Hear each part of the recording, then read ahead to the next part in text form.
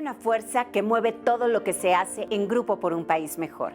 El espíritu de ayuda que nos lleva a ofrecer salud para todos. Esa fuerza nos mueve, por ejemplo, a dirigir una parte importante de su compra a obras de alto impacto social, como sostener bajos por muchos años el precio de medicamentos, asistir directamente en desastres naturales, promover el deporte o ayudar a sanear el planeta. Lo que vamos a mostrarle en esta serie que hoy inicia son las motivaciones para dar vida a un proyecto tan grande, tan necesario, tan inesperado y tan benéfico para nuestro país. ¿Qué siente? ¿Qué piensa? ¿Qué hace que una persona como Víctor González Torres decida emprender un camino en busca de rutas que nadie había explorado y contra viento y marea convencer que la calidad no estaba peleada con el precio? Veremos una serie de charlas acompañadas de diferentes testimonios, donde Víctor González Torres nos cuenta del modo más sincero, a veces crudo, por cuánto hubo que pasar en la infancia, cuánto tuvo que aprender y cuántas derrotas hubo que superar para tener la clara convicción de su proyecto de vida. Momentos donde, a pesar de las limitaciones físicas y la depresión, se despertó en él la necesidad de ayudar para alcanzar la felicidad. Pasajes de su vida en Cuba, la incursión en Chile y muchos detalles más que de alguna manera formaron el grupo por un país mejor. Le invito a ver con atención esta serie que no busca admiración ni adulación, sino transmitir que la búsqueda incesante de cosas materiales termina deshumanizándonos, que la honestidad debe ser norma de vida y la necesidad de inculcar en todos una nueva cultura de solidaridad. Dar para ser. Porque el primer paso para el crecimiento espiritual es la aceptación que a su vez brinda la paz. Soy Luz Helena González y tengo el orgullo de presentar Mi vida es lucha, el testimonio en la voz de Víctor González Torres.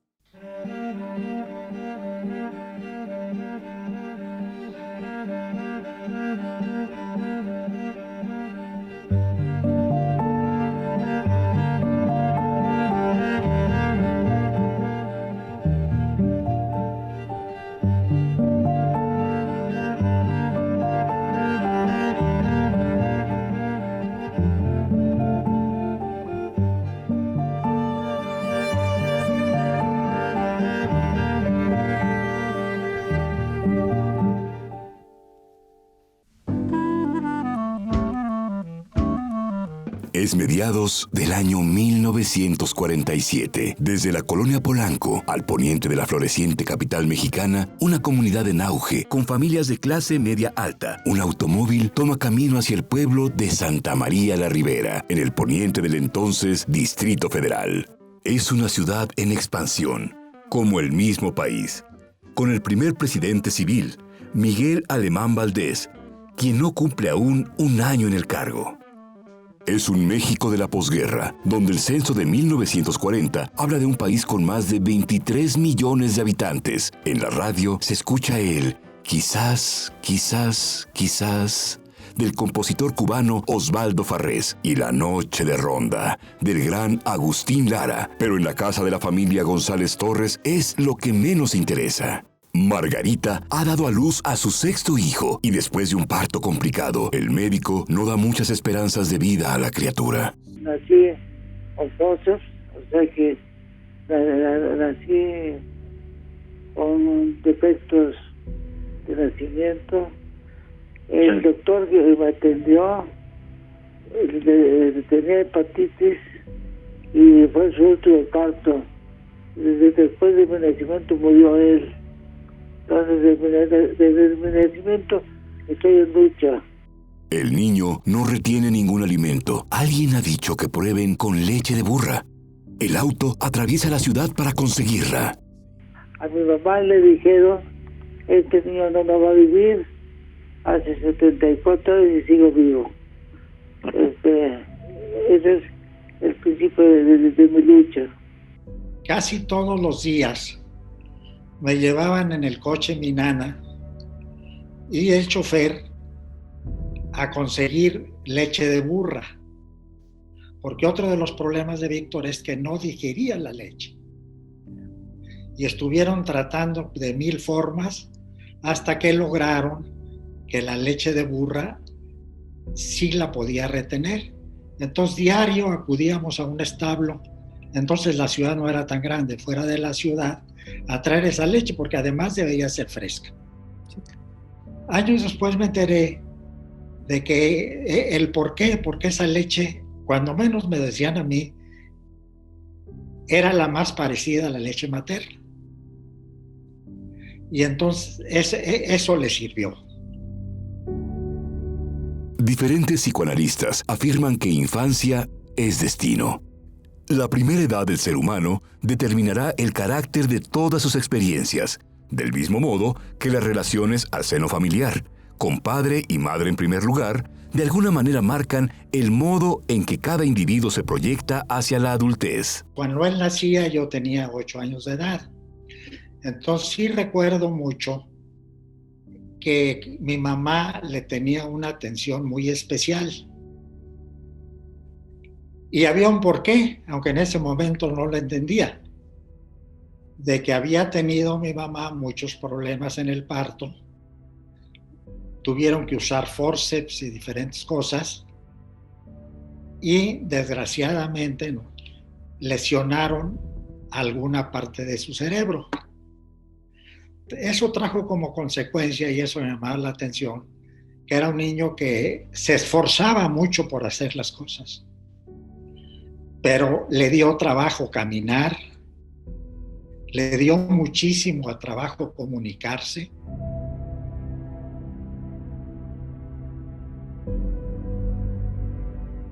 No podía yo andar, llegué a familia hasta los 4 años. Mi infancia fue muy difícil, no podía hablar, era tartamudo y batallé mucho. O sea que siempre estaba en lucha.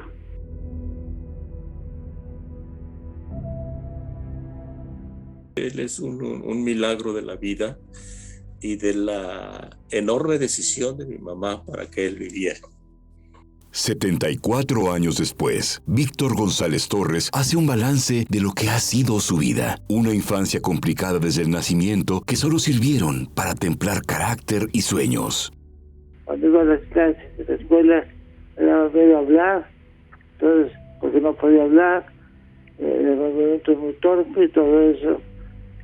Pues fue una gran lucha. Eso marcó mi vida para todo. Pero siempre me proponía cosas y las lograba. En la escuela estuve en el Colegio México, en la primaria, y fui muy conocido porque siempre me sacaba el premio de catecismo, pero era un premio muy importante en esa escuela que se daba de todos los de un grado. Éramos como 200 en cada grado. Yo siempre me lo saqué. Estuve becado los últimos 3 años de tercero, cuarto y quinto, cuarto, quinto y sexto, porque cuando se sacaban el premio ese 3 años, le daban a uno la beca y no pagaban una colegiatura. Ese dinero que eran, recuerdo, eran 600 pesos al año, pero daba de mi papá, y para mí era una fortuna a los 8 o 9 años, ¿no? Cuando era muy pequeño, cuando estaba en primaria, que él entonces tuvo el reto de aprenderse el catecismo y se lo sabía por detrás y por delante, por el final y por el principio, por respuestas y preguntas y respuestas. Y esto le ha de haber quedado algo. No solamente era la satisfacción de un premio, sino el contenido que se tenía ahí.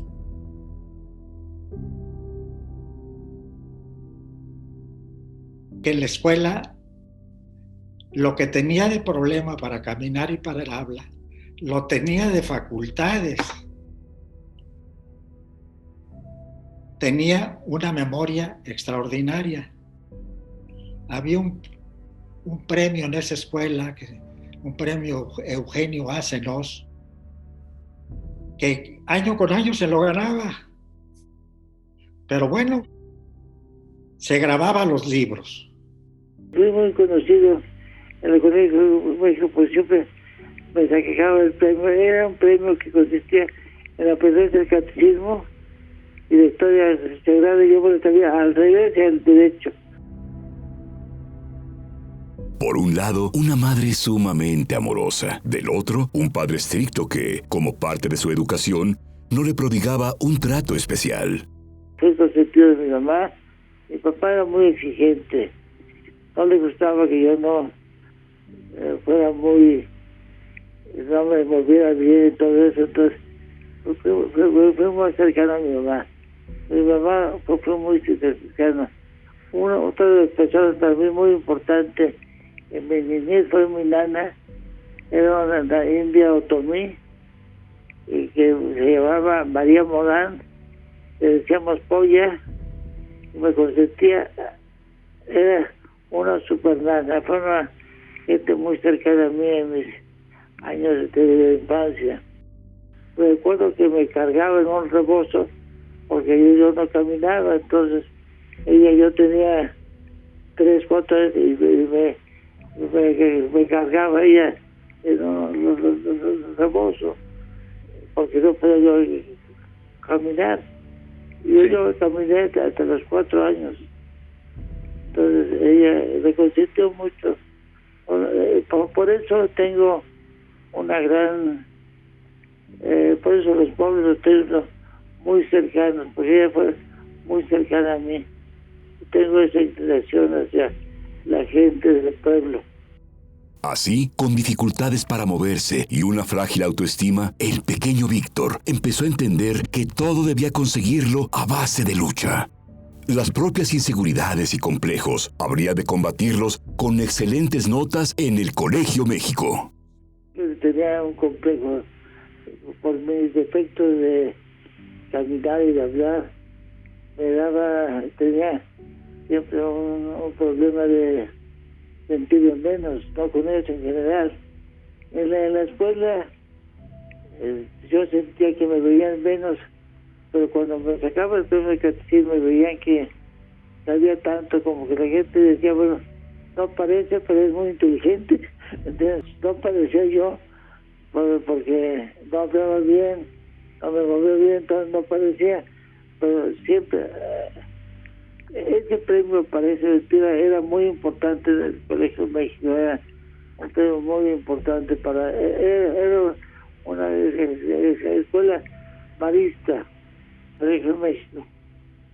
Cuando le daban mucha importancia al premio de catecismo, que se llama Eugenio Cenós. De cierta forma me lo saqué por interés también. Al que se sacaba el premio le daban un regalo. A la cinta le pedían un regalo, un juguete. Y después de 3 años le daban la beca. Y lo sacábamos los 3 años seguidos, que era muy difícil. Estábamos becados. Y yo, para mí, 600 pesos a los 8 o 9 años era una fortuna. Entonces, cuando me daba la beca, me la pagaba. No pagaba la escuela y me lo daban a mí. Entonces yo, pues, siempre me saqué el premio, nunca perdí el premio. Parece que era muy conocido el premio en la escuela marista. Y me daba mucho miedo en las clases cuando me iba a tocar hablar. Me daba miedo no poder hablar y sufría mucho. Por eso, años después, me encantó hablar en los micrófonos. Todo fue una superación, ¿no? De niño yo sufría mucho en las clases. Era el no poder hablar, que me iba a tocar a mí, yo sufría que no iba a poder hablar, ¿no? Eso fue mi infancia, en las cuentas.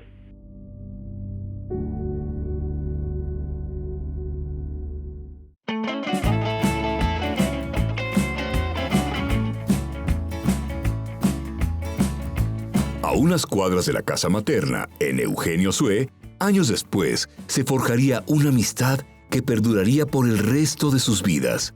2 niños se encontraban en el parque, más tarde en el camión escolar, en la escuela. Ahí se forjaría una amistad, casi hermandad, que se ha prolongado por más de 70 años. Bueno, nos conocimos no solamente jóvenes, nos conocimos de niños. Nos llevaban a jugar a un parque cercano a la casa donde vivíamos. Estábamos vamos a 3 cuadras de distancia, entonces pues nos llevaban a jugar al parque, además de que nuestras familias pues se conocían. Mis papás eran amigos de sus papás, mis hermanos también conocían bien amigos de los hermanos, o sea que hay una relación de mucho tiempo atrás, ¿no? Y pues a la fecha seguimos siendo muy buenos amigos, ¿no? Víctor efectivamente iba un año adelante de mí ahí en la primaria, y luego yo me fui a estudiar fuera un año, pero a ver, yo creo que el tema más importante, ¿verdad?, es que Víctor, con las dificultades que tuvo desde que nació, que tuvo lesiones cerebrales derivadas del parto, ¿no? Según entiendo. Tenía dificultades para caminar normalmente y para hablar, para expresarse. Entonces, pues en la primaria, a Víctor, los niños ahí, los compañeros de la escuela, pues a veces le hacían bullying, ¿no? Ya ve cómo son los niños, y en esa época pues no había tanta conciencia sobre este tipo de temas. Entonces Víctor se tuvo que superar desde niño. Él no podía, participar en deportes, pero por otra parte su desempeño escolar fue muy bueno y tenía una memoria privilegiada. Me acuerdo que había un premio que daban ahí en el Colegio México, no recuerdo el nombre, pero él lo ganaba todos los años. Era un premio sobre las Sagradas Escrituras, sobre el catecismo. Tenía una memoria privilegiada. Entonces él tuvo que compensar esas deficiencias físicas con un carácter que se le fue haciendo cada vez más, con más temple, y desarrollando sus habilidades, ¿no?, intelectuales. Eso le sirvió enormemente en el transcurso de su vida. Así llegó la pubertad, no exenta de los problemas propios. La rebeldía, la estancia en el Internado México, el paso por diferentes escuelas, una trifulca en que se vio involucrado y cómo se reencontró con su padrino de primera comunión. Recorrí escuelas porque después entré al patio un año, después estuve en Cumbres un rato, después hubo un pleito muy grande de Cumbres y me fui a la Puebla, donde estaba mi hermano de rector, Enrique. Me tuve que ir a Puebla y estuve en Puebla año y medio. Cuando yo estuve de director ahí en Puebla de la preparatoria, pues él tuvo un problema en la escuela en que él estaba y mi mamá acudió a mí y entonces yo le dije pues que se venga conmigo, y se vino ahí a Puebla y estuvo pues creo que 2 años y medio, estuvo pues esforzándose, separado de la familia y cumpliendo con sus obligaciones, y eso le dio una solidez en su vida. Yo recuerdo ese momento en que yo lo trataba. Yo también, cuando él era más chico, fue su padrino de primera comunión. Me acuerdo de ese evento y del desayuno que tuvimos creo que en Prendes o en Sambors. Y nada más mis papás, él y no sé si alguna otra gente y yo. O sea, momentos claves en su vida me tocó compartirlos. También las penas que él ha tenido en su vida, pues me tocó estar presente, apoyándolo, ayudándole. Y él, en retribución, pues me ha ayudado en los proyectos que yo le he presentado con mucha generosidad y con mucha rapidez. Y, por fin, a los 22 años, un hecho que selló un pacto. Un día en San Francisco, cuando Guillermo Ortiz iba a Campos, y yo lo acompañé, lo fui a acompañar, allá a San Francisco, y una cosa interesante, así, que nos dijimos los dos, ¿tú qué vas a hacer de grande? Después, y me dijo, yo, director del Banco de México, o secretario de Hacienda, y tú, no, yo rico. Cuando terminé mis estudios en la Universidad de México, me fui a hacer estudios de posgrado a la Universidad de Stanford y Víctor me acompañó a conocer la universidad, pero pasamos unos días en San Francisco y estábamos platicando de nuestros proyectos. Yo le mencioné, bueno, pues que mi ilusión era, después de terminar mis estudios de doctorado ahí en Stanford, pues incorporarme al sector público y que pues, mi ambición en el servicio público sería, o bien llegar a ser director general, así se llamaba en aquella época del Banco de México, o gobernador ahora, o secretario de Hacienda. Y Víctor decía que quería emprender negocios y hacer una fortuna, ¿no? Entonces digo, qué bueno que estés secretario de Hacienda para hacer negocios. Digo, no, pero voy a ser honrado. No la mueres, le digo, porque yo en esa época no tenía los instintos que tuve después. Antes de ya llevar la corrupción como algo normal, después ya me descorrupticé. Pero en esa época, entonces me acuerdo que dijimos, ¿y tú qué vas a hacer? Pues yo, dije, qué bueno para hacer dinero. No voy a ser honrado, no la mueles, le dije. Como de 22 años, ¿no? Después de 20 años nos encontramos y le dije yo, y me dice, ya cumpliste, tú también, Entonces, ya eres el secretario de Hacienda. Y por eso el secretario de Hacienda después sí cumplió de las dos que dijo, yo también. Sí. Yo tenía la mente de hacer dinero. La única obsesión mía era ser rico. No me importaba el tener, esa es otra historia que después la podemos ver. La depresión del 94 me cambió la mentalidad totalmente. Dentro de tal nivel que me hizo pensar en ser, no en tener. Esa plática la tuvimos allá en San Francisco y bueno, pues a los dos se nos cumplió, solo que en el caso de Víctor yo creo que hubo una transformación muy importante porque ha sido obviamente un hombre de negocios muy exitoso, pero algo muy importante es que él ha tenido, bueno, sobre todo en los últimos 25 años, una gran conciencia social.